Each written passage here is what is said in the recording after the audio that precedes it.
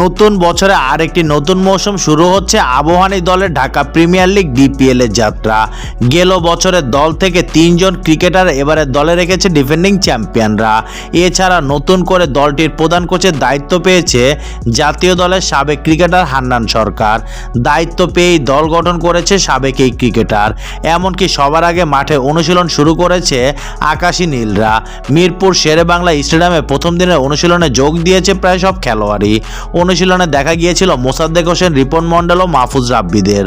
জাতীয় দলের খেলা থাকায় ছিলেন না নাজমুল হোসেন শান্ত, নাহিদ রানা ও পারভেজ হোসেন ইমনরা। তবে চ্যাম্পিয়ন্স ট্রফি শেষ হয়ে যাওয়ায় দেশে ফিরেছে ক্রিকেটাররা। আগামীকালই আবাহনী শিবিরে যোগ দেবে জাতীয় দলের ক্রিকেটাররা, এমনটাই জানিয়েছে প্রধান কোচ হান্নান সরকার। বলেছে গ্রুপ পর্বে সবকটি ম্যাচেই দেখা যাবে তাদের।